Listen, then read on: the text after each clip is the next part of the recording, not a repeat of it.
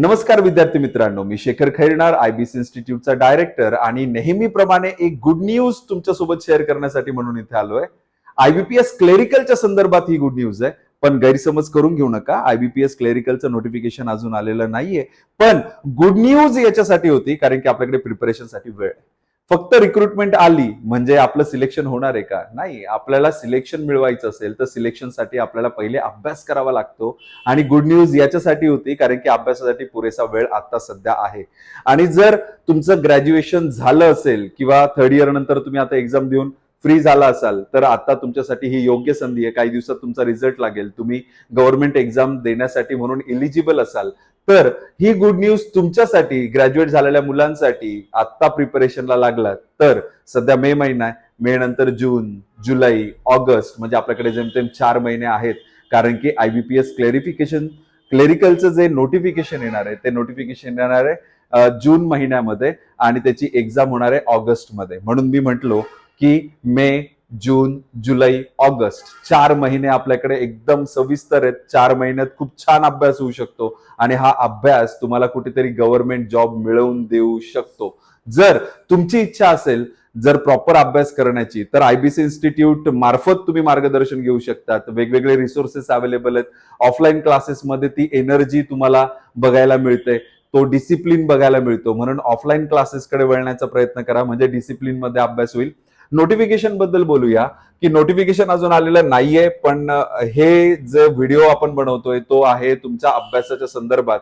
तर या व्हिडिओमध्ये मी तुम्हाला नोटिफिकेशन बद्दल तर सांगणारच आहे आणि अभ्यास कसा करावा, काय काय सिलेबस असणार आहे, किती तुम्हाला अभ्यास करावा लागणार आहे, किती विषय असणार आहेत, एक्झामचा पॅटर्न काय असतो, या सगळ्यांबद्दल सविस्तर माहिती दिली जाणार आहे.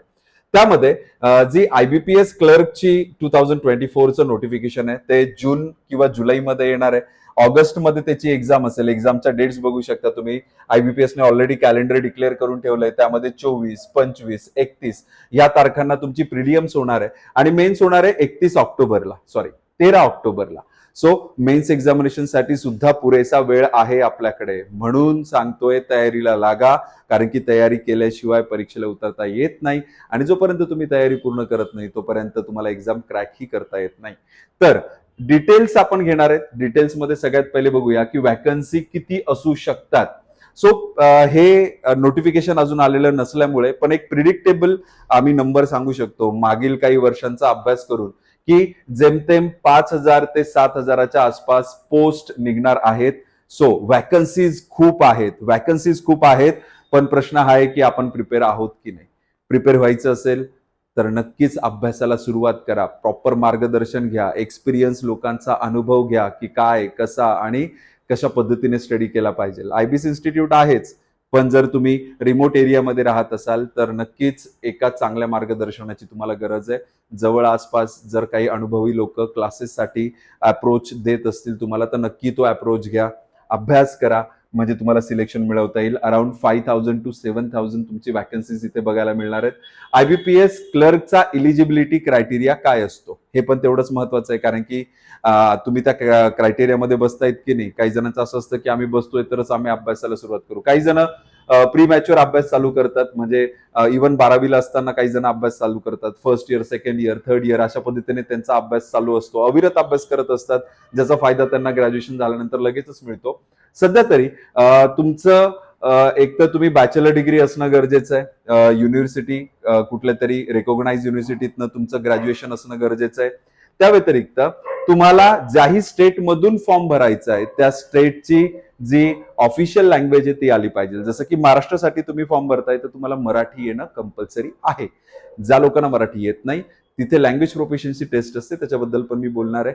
लँग्वेज प्रोफिशियन्सी टेस्ट मध्ये तुमची मराठी लँग्वेज तुम्हाला येते की नाही येते हे सगळं चेक केलं जातं. त्यासाठी म्हणून तुम्हाला मराठी लँग्वेजची थोडी प्रॅक्टिस करावी लागणार आहे. थोडं लिहिता, वाचता आणि बोलता आलं पाहिजे, बरोबर. त्या व्यतिरिक्त जी एक्झामिनेशनच्या डेट्स आहेत त्याबद्दल मी ऑलरेडी सांगितलंय तुम्हाला. 24, 25 आणि 31 तारखेला तुमची काय असणार आहे, प्रिलियम्स असणार आहे आणि मेन्स एक्झाम असणार आहे तुमची 13 ऑक्टोबरला, बरोबर. त्या व्यतिरिक्त जर आपण बघितलं की ऍप्लिकेशनची फीज वगैरे किती असणार आहे, सो ओपन कॅटेगरीसाठी जे लोक ऑलरेडी फॉर्म भरतात त्यांना माहितच आहे, ओपन कॅटेगरीसाठी 850 फी आहे आणि बाकीच्या कॅटेगरी शेड्यूल कास्टमध्ये म्हणजे एसटी आणि एससी साठी 175 रुपीज तुम्हाला तिथे ऍप्लिकेशन फीज पे करावी लागते. तर पेपरचा पॅटर्न काय असतो, पेपर कशा स्वरूपात घेतला जाणार आहे, पेपरमध्ये काय काय असणार आहे हे एकदा बघूया. सो जो पेपर असतो तो प्रिलियम्स बद्दल मी बोलतोय. प्रिलियम्स मध्ये तुम्हाला इंग्लिश, न्यूमेरिकल ॲबिलिटी आणि रिझनिंग ॲबिलिटी ह्या फक्त 3 विषयांचा अभ्यास करून पेपर द्यायचा आहे. पेपर खूप बेसिक लेवलचा असतो, हेही लक्षात ठेवा. खूप जास्त ऍडव्हान्स लेवलचे क्वेश्चन्स असतात, अशातला काही भाग नाहीये. त्यामुळे प्रिपरेशनला जरी आपल्याकडे कमी वेळ असला, 4 महिने पुरेसा वेळ आहे खरं तर, पण काही लोकांना जर तो कमी वाटला असता तरी अभ्यासही कमीच करायचा आहे. त्यानंतर ऑक्टोबरमध्ये एक्झाम आहे तुमची डायरेक्टली, त्यामुळे तुम्ही त्या एक्झामसाठी व्यवस्थित प्रिपेअर होऊ शकतात. कन्सिस्टन्सी ठेवा अभ्यासामध्ये. त्यामध्ये जो इंग्लिशचा पेपर आहे तो असतो 30 क्वेश्चन्सचा, मार्क असतात 30 आणि 20 मिनिटं दिले जातात. सो अलॉटेड टाइम आहे, त्या टायमिंग मध्येच तुम्हाला पेपर द्यायचा आहे. 20 मिनिटात तुम्हाला हा 30 मिनिटाचा 30 क्वेश्चनचा 30 मार्कांचा पेपर सॉल्व्ह करायचा आहे. न्यूमेरिकल ॲबिलिटी मध्ये बघाल तुम्ही तर 20 मिनिटाचा पेपर आहे, 35 क्वेश्चन्स असणार आहे, 35 मार्क्स असणार आहे. रिझनिंग साठी सुद्धा सेम पॅटर्न, 20 मिनिटं असणार आहे, 35 क्वेश्चन्स असणार आहे आणि 35 मार्क्स असणार आहेत. तुम्हाला हा पेपर द्यावा लागणार आहे. जोपर्यंत तुम्ही प्री क्रॅक करत नाही तोपर्यंत मेन्सला जाता येत नाही. आणि प्री क्रॅक करण्यासाठी म्हणून 2 क्रायटेरिया असतात. पहिला क्रायटेरिया असतो तुमचा सेक्शनल कट ऑफ, म्हणजे प्रत्येक विषयात मिनिमम मार्क्स ठरवले जातात की एवढे मार्क्स म्हणजे तुम्ही पास असणार आहे, तर तेवढे मार्क्स असणं गरजेचं आहे. प्लस तुमचा ओव्हरऑल कट ऑफ ही मेजर केला जातो. ओव्हरऑल कट ऑफ म्हणजे काय, मेरिटमध्ये तुम्ही कुठे बसताय, तुम्ही मेन्सला जाऊ शकतात की नाही जाऊ शकत हे तिथे ठरवलं जातं. त्यामुळे तुम्हाला दोन्हीही कट ऑफ क्लिअर करणं गरजेचं आहे. त्यामध्ये तुमचं सेक्शनल आणि ओव्हरऑल दोन्हीही कट ऑफ असतात. ओके, दोन्ही कट ऑफ क्लिअर करणं गरजेचं आहे. आणि त्यासाठी जो सिलेबस असणार आहे तो सिलेबस असणार आहे 3 विषयांचा, न्यूमेरिकल ॲबिलिटी, इंग्लिश आणि रिझनिंग.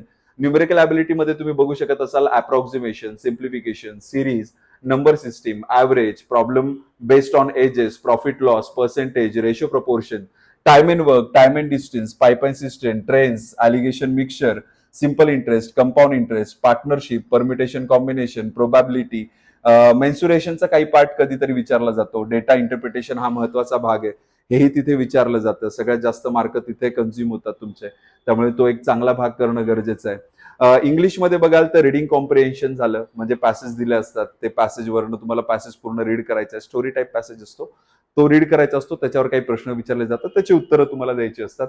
वोकॅब्युलरी आहे, पॅराग्राफ कम्प्लिशन आहे, सेंटेन्स कम्प्लिशन आहे, इडियम्स अँड फ्रेजेस आहे, क्लोज टेस्ट आहे, एरर स्पॉटिंग आहे, पॅराजम्बल्स आहे, सेंटेन्स रिअरेंजमेंट आहे, सेंटेन्स इम्प्रुव्हमेंट आहे, डबल फिल्टर आहे. अशा पद्धतीने इंग्लिशचा हाही पार्ट महत्वाचा असतो. इंग्लिशसाठी काय महत्वाचं आहे, ग्रॅमॅटिकल पार्टवर तुमचा एक प्रभुत्व असणं फार गरजेचं आहे. ग्रॅमॅटिकल पार्ट थोडं चांगल्या पद्धतीने जर केला तर अडचणी कमी होणार आहेत तुमच्या, ते एक व्यवस्थित लक्षात ठेवा.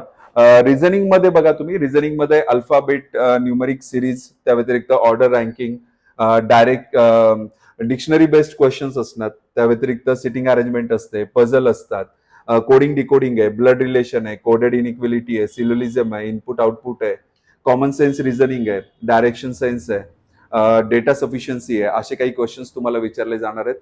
सो फक्त 3 विषयांचा आणि लिमिटेड स्टडी आहे, खूप अनलिमिटेड नाहीये, 3 विषयांचा अभ्यास करून तुम्हाला प्री एक्झाम द्यायची आहे. क्रॅक करणं खूप इझी मित्रांनो, फक्त प्रॉपर डायरेक्शन्स असणं गरजेचं आहे. तुम्ही नक्की अभ्यासाला लागा. ज्यांचं ग्रॅज्युएशन झालंय त्यांनी प्रायव्हेट सेक्टर जॉब बघण्या अगोदर गव्हर्नमेंटमध्ये हक्काचा जॉब घेण्याचा एकदा प्रयत्न तर करा, कारण की तो हक्काचा जॉब आपल्यासाठी असतो आणि आपण सोडून देतो आणि भविष्यात जाऊन आपण त्याच गोष्टीची खंत व्यक्त करतो की नाही बाबा मला एक्झाम देता आली असती पण मी दिली नाही. त्यावेळी मग आपण बहाणे शोधतो की मला प्रॉपर गायडन्स नव्हता. हे सगळे बहाणे आहेत. सध्या तुमच्याकडे सोशल मीडिया आहे, स्ट्रॉंग मीडिया तुमच्याकडे अवेलेबल आहे, रिसोर्सेस खूप आहेत, पण तुम्ही अभ्यास करत नाहीयेत, तर ही नक्कीच भविष्यात जाऊन तुम्हाला खंत कुठेतरी वाटणार आहे. ती खंत वाटू नये म्हणून आता अभ्यासाला लागा. त्यानंतर मेन्स एक्झाम असते. मेन्स एक्झामिनेशन मध्ये जनरल अवेअरनेस असतं, नवीन विषय इंट्रोड्यूस होतो. त्या व्यतिरिक्त तुम्ही जनरल इंग्लिश बघाल, क्वांटिटेटिव्ह ऍप्टिट्यूड आहे, रिझनिंग ॲबिलिटी, परत एकदा 4 विषयांचा एक पेपर असणार आहे. 35 मिनिटं दिले जातात तुमच्या जनरल अवेअरनेस, फायनान्शियल अवेअरनेसला आणि इंग्लिशला. जनरल अवेअरनेसचं बोलायला गेलं तर 50 क्वेश्चन 50 मार्कांसाठी चांगलं वेटेज हे इथे होतं, कन्झ्युम केलं जातं. सो याचा अभ्यास खूप चांगल्या पद्धतीने करणं गरजेचं आहे. मग असं ठरवू नका की प्री पास झाल्यानंतर आपण मेन्सचा अभ्यास करू. ते चुकीची स्ट्रॅटेजी तुमची. तुम्ही सुरुवातीपासून जनरल अवेअरनेसचा अभ्यास चालू केला पाहिजे, कारण की त्याचा बेनिफिट होतो. सगळ्यात जास्त मार्क्स तुम्हाला इथे मिळू शकतात, कारण की इथे कुठलंही एक्झाम्पल सॉल्व्ह करायचं नसतं. डायरेक्टली आन्सर्स जर तुम्ही वाचलेलं असेल तर तुम्हाला देता येणार आहे. त्यामुळे मग डायरेक्ट आन्सर्स जर देता येत असतील तर नक्कीच तिथे वेळ वाचतो आपला. जास्तीत जास्त क्वेश्चन्स आपल्याला सॉल्व्ह करता येतात, कारण की आपल्याला कुठल्याही पद्धतीचं न्यूमेरिकल कॅल्क्युलेशन किंवा लॉजिकल काहीतरी तुम्हाला कॅल्क्युलेशन्स करायचे, अशातला काहीच भाग नाहीये. फक्त वाचायचे आणि उत्तर द्यायचे. आत्तापासून जनरल अवेअरनेस करायला सुरुवात करा. त्या व्यतिरिक्त जनरल इंग्लिश आहे. जनरल इंग्लिश 40 मार्क, 40 क्वेश्चन्स असणार आहेत. 35 मिनिटाचा तो पेपर असणार आहे. बाकी क्वांट आणि रिझनिंग मध्ये 45 मिनिटं दिले जातात. जो क्वांटचा पेपर असतो तो 50 मार्कांचा असतो. 50 क्वेश्चन असतात. आणि जो रिझनिंगचा पेपर आहे त्यामध्ये कम्प्युटर ऍप्टिट्यूड थोडं मिक्स केलं जातं. 50 मार्काचा आणि 50 क्वेश्चन आणि 60 मार्कांचा पेपर असणार आहे. अशा पद्धतीने 190 क्वेश्चन असलेला 200 मार्कांचा आणि 2 तास 40 मिनिटाचा हा पेपर असतो. हा पेपर तुम्ही क्रॅक केल्यानंतर डायरेक्ट डॉक्युमेंट व्हेरिफिकेशन आहे. हा, एक मध्ये प्रोसेस येते ज्याच्याबद्दल मी तुम्हाला याआधी सांगितलं. लँग्वेज प्रोफिशियन्सी टेस्ट म्हणजे काय, तुम्हाला ज्याही स्टेटसाठी तुम्ही फॉर्म भरताय त्या स्टेटची एक जी ऑफिशियल लँग्वेज आहे ती तुम्हाला बोलता यायला पाहिजे. जसं महाराष्ट्रात मराठी यायला पाहिजे, गुजरातमध्ये गुजराती यायला पाहिजे, राजस्थानमध्ये हिंदी आहे त्यांची जी ऑफिशियल लँग्वेज आहे, तुम्हाला हिंदी यायला पाहिजे. हे सगळं येणं गरजेचं आहे. त्यानंतर डॉक्युमेंट व्हेरिफिकेशन होतं आणि तुमचं सिलेक्शन होतं. तर परत एकदा मेन्ससाठी जे टॉपिक आहेत त्याच्याबद्दल चर्चा करूया. क्वांटिटेटिव्ह ऍप्टिट्यूड आणि रिझनिंग मध्ये फारसा बदल नाहीये. ते जे टॉपिक ह्या आधी मी सांगितले तेच टॉपिक असणार आहेत. फक्त कम्प्युटरमध्ये काय विचारलं जाणार आहे ते सांगतो. कम्प्युटरमध्ये कम्प्युटर लँग्वेजेस बद्दल, computer hardware, software, history of the computer, devices, viruses and hacking काय प्रकार असतो त्याच्याबद्दल काही क्वेश्चन्स विचारले जातात. MS ऑफिस, नेटवर्किंग याच्याबद्दलचे खूप बेसिक क्वेश्चन्स विचारले जातात. सो कम्प्युटर ऍप्टिट्यूड बद्दल जर काळजी करत असाल तर बिलकुल करू नका. बेसिक स्टडी आहे. काही बुक्स फक्त वाचायचे, थेरोटिकल आहे. त्यामुळे याच्यासाठी कोणावर तरी डिपेंड राहणं हे चुकीचं आहे. तुम्हाला हा जो थेरोटिकल स्टडी आहे हा वाचूनच करावा लागणार आहे. वाचून करा, खूप काही अवघड नाहीये. पाठांतर करणं गरजेचं आहे तुम्हाला. जनरल अवेअरनेस मध्ये तुम्ही तेच करणार आहे. सो त्याच्यामध्ये एक्स्ट्रा ऍड ऑन हे करा. तुम्हाला याचा एक बेनिफिट मिळेल. काही मार्क्स तुम्हाला इथे मिळू शकतात. जनरल इंग्लिश पण जसं मी प्री मध्ये तुम्हाला जो सिलेबस सांगितला तोच सिलेबस आहे. काहीही बदल नाही. फक्त डिफिकल्टी लेवल थोडीशी वाढलेली असते. जी क्वांटची म्हणूया, रिझनिंगची म्हणूया, यांच्यामध्ये काय होतं, थोडी डिफिकल्टी लेवल थोडी वाढते तुमची. त्यामुळे मग त्या पद्धतीनेच अभ्यास चालू करा. एखादा टॉपिक हातात घेतला की प्री पासून मेन्स पर्यंत सगळे क्वेश्चन्स आपल्याला सॉल्व्ह करता येतील. अशा पद्धतीने त्याचे बेसिक समजून घ्या आणि त्यानंतर तो टॉपिक तुम्हाला व्यवस्थित कळालाय असं समजून मग त्या टॉपिकला सोडा. तोपर्यंत कुठलाही टॉपिक सोडायचा नाही. एखादा टॉपिक हातात घेतला की तुम्हाला पूर्णपणे तो, जोपर्यंत तुम्हाला असं वाटत नाही की मला पूर्णपणे आलाय, तोपर्यंत त्या टॉपिकला सोडायचंच नाही. त्याचा पिच्छाच सोडायचा नाहीये. शेवटपर्यंत त्याला लावून धरा जोपर्यंत तो टॉपिक पूर्णपणे तुम्हाला येत नाही. एक एक टॉपिक कंप्लीट करत करत पुढे जा. म्हणजे कसं असतं, काही टॉपिक एकमेकांना डिपेंडंट असतात. फॉर एक्झाम्पल पर्सेंटेज आहे. पर्सेंटेज जर आला तर तुम्हाला प्रॉफिट लॉस येणार आहे. तर तुम्हाला सिंपल इंटरेस्ट, कंपाऊंड इंटरेस्टचे कन्सेप्ट कळणार आहेत. म्हणजे पर्सेंटेज लावून धरणं फार गरजेचं आहे. तो टॉपिक स्किप करताय आणि तुम्ही प्रॉफिट लॉस घेताय, हे कुठेतरी चुकीची स्ट्रॅटेजी आहे. अशी स्ट्रॅटेजी वापरू नका, त्याच्याने नुकसान होणार आहे तुमचं.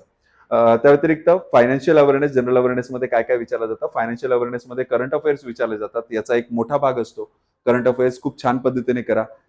काही नाही, रोजचं न्यूजपेपर वाचणं, काही टास्क आहेत जे तुम्ही रेग्युलरली करत गेलात तर तुम्हाला काही अडचण येणार नाही. रोजचं न्यूजपेपर वाचणं, काय न्यूज वाचल्या पाहिजे याच्यासाठी आमच्या IBC इन्स्टिट्यूटच्या अंकिता मॅमचा एक डेडिकेटेड व्हिडिओ आहे, तो तुम्ही बघू शकतात. तसं प्रत्येक विषयासाठी आम्ही व्हिडिओ बनवलेत. आता माझे स्वतःचे क्वांटिटेटिव्ह ऍप्टिट्यूडचे व्हिडिओज आहेत. म्हणजे बेसिकसाठी तुम्ही ते व्हिडिओज युट्यूबवर जाऊन बघू शकतात. फ्री ऑफ कॉस्ट आहे, त्याच्यासाठी कुठलेही चार्जेस घेतले जात नाही. पण परत एकदा सांगतो मी तुम्हाला की जे फिजिकल क्लासेसमध्ये तुम्हाला मिळतं ना, ते नाही मिळत. जसं रिझनिंगचं पर्टिक्युलरली सांगतो. रिझनिंगमध्ये कसं असतं की सारिका मॅम शिकवतात. त्यांनी ऑनलाईन लेक्चर्स बऱ्यापैकी घेतलेले आहेत. तुम्ही जर ते लेक्चर्स बघाल तर तुम्हाला कळेल. पण तुमची जी मतं आहेत त्यावेळी आलेली ती तुम्हाला मांडता नाही येणार. कमेंट करून काय करणार आहे, आम्ही त्याचा रिप्लाय कधी देणार आहे? किंवा लाईव्ह लेक्चर चालू असताना जरी तुम्ही कमेंट केलं तर त्याच्याकडे लक्ष जाईलच, तुम्हाला प्रॉपरली आन्सर्स मिळेलच, हे काही सांगता येत नाही. त्यामुळे ऑनलाईन लेक्चर्स मध्ये ना जो आपल्याला एनर्जी बघायला मिळते ना ती नाही मिळत. म्हणजे खरं तर ऑफलाईन मध्ये जी एनर्जी बघायला मिळते ऑनलाईन मध्ये ती मिळत नाही. ते डेडिकेशन मिळत नाही. म्हणजे त्या पद्धतीने आम्हाला शिकवता येत नाही. कुठेतरी कमतरता जाणवते. त्यामुळे मग आम्ही ऑनलाईन ऐवजी ऑफलाईन कडे जास्त फोकस करतो. तुम्ही ऑफलाईन कडे वळलं पाहिजे. नाशिक रोड, अशोक स्तंभ, दोघी ठिकाणी. बाहेरगावचे विद्यार्थी तुम्हाला राहायची सोय आजूबाजूला. आम्ही सेंट्रलाइज लोकेशनमध्ये, बरेच हॉस्टेल्स अवेलेबल असतात. हॉस्टेलमध्ये तुम्ही ऍडमिशन घेऊ शकतात. तुम्हाला थोडी ती इन्व्हेस्टमेंट करावी लागणार आहे फ्युचरसाठी.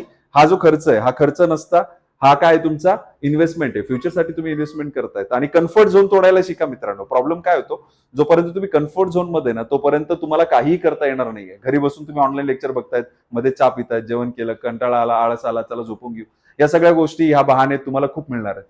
त्यामुळे ते कन्सिस्टंट स्टडी नाही होत. पण ऑफलाईन क्लासेसमध्ये इथे आल्यानंतर आम्ही तुमच्याकडनं बसून अभ्यास करून घेतो. आम्ही तुम्हाला सांगतो, अरे तुम्हाला हे करायलाच पाहिजे, होमवर्क्स आहेत, तुम्ही कंप्लीट केलेच पाहिजे, टेस्ट आहे, तुम्ही दिल्याच पाहिजे. म्हणजे जी एनर्जी बघायला मिळते, जो डिसिप्लिन बघायला मिळतो, तो ऑफलाईन क्लासेसमध्ये चांगल्या पद्धतीने बघायला मिळतो. त्यामुळे ऑफलाईन क्लासेसकडे वळा मित्रांनो. ऑनलाईन मध्ये नुकसान होताना बघतोय आम्ही, खूप खूप मोठ्या प्रमाणात नुकसान होत आहे. रिसोर्सेस, मीडिया इतका झालेला आहे. मध्येच ह्या टीचरचं लेक्चर बघतोय, मध्येच त्या. सगळे टीचर चांगलेच, मी वाईट नाही म्हणते कोणाला. प्रॉब्लेम हा आहे की आपण स्विच होत जातो ना, या टीचरकडनं त्या टीचरकडे. ते प्रत्येकाचे एक स्ट्रॅटेजीज असतात, एक अनुभव असतो, त्या अनुभवानुसार तो चालत असतो. आणि ते मग आपण कुठेतरी स्विच होत जातो. मग अनुभव बदलायला बघतात किंवा स्ट्रॅटेजी बदलायला बघतो आपण. म्हणजे या सगळ्या गोष्टींमुळे ना कुठेतरी आपण विचलित होतो. त्यामुळे ते विचलित न होतं, सगळ्यात महत्वाचं काय की तुम्हाला स्टेबल राहायचंय. ऑफलाईन क्लासेससाठी या. आयबीसी इन्स्टिट्यूट 12 वर्षापासून काम करतोय मित्रांनो. 12 वर्षापासून प्रदीर्घ अनुभव आहे आमच्या पाठीमागे. तो अनुभवाचा फायदा तुम्हाला घेता येईल, तुम्हाला घेता आला पाहिजे, है ना. तुम्हाला डेडिकेशन देता आलं पाहिजे. तुम्हाला काही सवयी मोडाव्या लागतील, आम्ही मोडून टाकतो विद्यार्थ्यांच्या. आम्ही इथे तुम्हाला डिसिप्लिन मध्येच अभ्यास करायला लावतो. ते आल्यानंतर तुम्हाला अनुभवायला मिळेलच. पण घरी बसून करत असाल तर तो डिसिप्लिन मेंटेन ठेवण्याचा प्रयत्न करा. आमचं बँक पीओ क्लेरिकलसाठी स्पेशल डेडिकेटेड बॅचेस असतात. रिसेंटली बॅचेस चालू झाल्या आहेत. जर तुम्ही इंटरेस्टेड असाल तर लवकरात लवकर एकदा व्हिजिट करा. नाशिक रोड, अशोक स्तंभ, नाशिक रोडला बिटको पॉइंटला, संजय मेडिकलच्या पाठीमागे, बँक ऑफ महाराष्ट्राच्या अपोजिट साईडला तुम्ही बघाल तर एकदम सेंट्रलाइज लोकेशनवर आपला क्लास आहे, बिटको पॉइंटवरच. अशोक स्तंभला सुद्धा गोळे कॉलनीत एकदम सेंट्रलाइज लोकेशन आहे. आजूबाजूला हॉस्टेलची सुविधा भरपूर आहे. त्यामुळे मग तुम्ही ते सगळे रिसोर्सेस वापरायला हरकत नाहीये. कारण की हे करिअर बद्दल असेल तर थोडं तुम्हाला डेडिकेशन देणं गरजेचं आहे, काही कॉम्प्रोमाइजेस करणं गरजेचं आहे. कारण की याच्यामुळे जे मिळणार आहे ना, ते भरमसाठ मिळणार आहे तुम्हाला. आणि हे मिळवायचं असेल तर मेहनत तर घ्यावीच लागणार आहे. बऱ्याच लोकांचं असं असतं की क्लासेस लावले म्हणजे सिलेक्शन मिळेल. नाही मित्रांनो, बिलकुल नाही. मी स्वतः क्लासेस घेतो, मी स्वतः सांगतोय तोंडाने की बिलकुल पण असं काही होत नाही. म्हणजे आम्ही जे शिकवणार आहे तेच परीक्षेला येणार आहे. अरे मग काय आम्ही पेपर सेट केलेत का? नाही, बिलकुल नाही. काहीतरी वेगळं विचारलं जातं. हे कॉम्पिटेटिव्ह एक्झाम्स आहेत आणि कॉम्पिटेटिव्ह एक्झाम मध्ये चॅलेंजेस दरवेळी वाढतात. काहीतरी नवीन बघायला मिळतं. त्यावेळी तुमची क्रिएटिव्हिटी कामाला येते. हा, आम्ही बेसिक पासून ज्या गोष्टी शिकवायला सुरुवात करतो ना, म्हणजे तुमचं बेसिक फंडामेंटलवर कुठेतरी होल्ड आम्ही मिळवून देण्याचा प्रयत्न करतो. तो बेसिक फंडामेंटलवर जर तुमचा होल्ड आला ना, तर तुम्हाला कुठलाही एक्झाम्पल सोडवता येईल. पर्सेंटेज म्हणजे काय एवढंच कळणं गरजेचं आहे. पर्सेंटेज कळालं की कुठलाही क्वेश्चन पर्सेंटेजचा येणारच, कुठेही अडचण येत नाही. फक्त तुमचा कन्सिस्टंट स्टडी, प्रॉपर गायडन्स, या सगळ्या गोष्टी, डिसिप्लिन मॅटर करतात. आणि ह्या गोष्टींवर जर तुम्ही व्यवस्थित स्टेबल राहाल किंवा याच्यावर या मार्गावर जर व्यवस्थित चालाल तर नक्कीच तुम्हाला यश मिळाल्याशिवाय राहणार नाहीये. आयबीपीएस क्लेरिकलसाठी परत एकदा सांगतो, आयबीपीएस क्लेरिकलसाठी तुमच्याकडे जेमतेम 4 महिने आहेत. आमचा कोर्स 3.5 ते 4 महिन्याचा असतो. एकदम प्रॉपर वेळ आहे. तुम्हाला जॉईन करता येऊ शकतो. नाही करता येते, घरी बसून अभ्यास करा, पण डिसिप्लिन मध्ये अभ्यास करा. महाराष्ट्राची मुलं बिलकुल मागे राहता कामा नये. आपल्याला पुढे जायचंय, आपल्याला यश मिळवायचंय. सरकारी नोकरी म्हणजे एक सुवर्ण संधी असते आपल्या संपूर्ण आयुष्याला बदलण्याच्या. म्हणजे आपल्या परिवाराला, आपल्या पिढी ज्या काही गोष्टी आहेत त्यांना पलटणी मिळते. हे ज्यांच्या घरात गव्हर्नमेंट जॉब आहे त्यांच्याकडे बघून तुम्हाला कळेलही. बिझनेसमध्ये, प्रायव्हेट जॉबमध्ये स्ट्रगल खूप करावा लागतो. त्या मानाने तुम्हाला गव्हर्नमेंटमध्ये कमी स्ट्रगल करता बाकी सगळ्या गोष्टी सांभाळता येतात. बिझनेस करा तुम्ही, पण गव्हर्नमेंट जॉब म्हणजे एक फिक्स इन्कम असतो. तो फिक्स इन्कम मिळवून तुम्ही जर जॉब मिळवला किंवा बिझनेस सांभाळला तर हे तुम्हाला खूप जास्त फायद्याचा नाहीये का? मग हा फायद्याचा विचार करून आत्ता वेळेची इन्व्हेस्टमेंट करा, डेडिकेटेड स्टडी करा. मदत लागेल, आमची मदत मागा. आम्ही काही सोशल ग्रुप चालवतो. म्हणजे आमचा व्हॉट्सअपवर एक सोशल ग्रुप आहे जिथे आम्ही study material free of cost विद्यार्थ्यांना डिस्ट्रीब्युट करतो, है ना. तुम्ही माझा नंबर घ्या. माझा नंबर 9730 याच्यावर व्हॉट्सअप करायचंय तुम्हाला. तुमचं नाव टाकायचंय, ओके. आणि बस तुमचं नाव टाका आणि खाली लिहा की join me in a group, join me in a group, असं काहीतरी टाका, है ना. ज्याच्याने मला इंडिकेट होईल की बाबा तुम्हाला ग्रुपमध्ये जॉईन व्हायचंय. हा, काहीच हरकत नाही. जॉईन जरी लिहिलं तरी चालेल, मला काही प्रॉब्लेम नाही. एकदम आपल्याला काही डिसिप्लिनमध्ये सगळ्या गोष्टी नको आहेत. माझ्यापर्यंत मेसेज आला, मी तुम्हाला त्या ग्रुपवर जॉईन करतोय. Free of cost study material मिळेल तुम्हाला, काही अडचण नाही. नंबर लक्षात ठेवा फक्त 9730663442. या नंबरवर तुम्हाला व्हॉट्सअप करायचं आहे, सांगायचं आहे की मला जॉईन करून घ्या. मी तुम्हाला त्या नंबरवर जॉईन करेल, त्या व्हॉट्सअप कम्युनिटीला जॉईन करेल. तुम्हाला स्टडी मटेरियल रेग्युलरली मिळतील, अभ्यासाचं शेड्यूल मिळेल, सगळ्या गोष्टी तुम्हाला मिळतील. व्यवस्थित अभ्यासाला चालू करा. आणि ज्या लोकांना पॉसिबल आहे ऑफलाईन क्लासेससाठी येण्याचं, तर नक्कीच ऑफलाईन क्लासेससाठी या. फायदा तुम्हाला मिळवून देतो आम्ही, बघाल आल्यानंतर. चला, IBPS क्लेरिकलसाठी शुभेच्छा, अभ्यासासाठी शुभेच्छा. एक्झाम आल्यानंतर परत एकदा मी नोटिफिकेशन घेऊन येणारच आहे तुमच्यासमोर. सगळ्या गोष्टी आपण परत एकदा चर्चा करणारच आहोत. पण फक्त चर्चा करून काही मिळत नाही, ऍक्शन्स घ्यावे लागतात. ऍक्शन मोडवर येणं गरजेचं आहे. ऍक्शन मोडवर या मित्रांनो. चला, भेटूया डायरेक्ट नोटिफिकेशन आल्यानंतर. इन बिटवीन बाकी लेक्चरसाठी आपण भेटणारच आहोत. जर चॅनलला सबस्क्राईब केलं ना, तर सबस्क्राईब करा. मधले तुम्हाला लेक्चर्स मिळत राहतील, अभ्यासाचं शेड्यूल मिळत राहील. आम्ही बरेच अपडेट्स देत राहतो, ते अपडेट्स मिळत राहतील. धन्यवाद.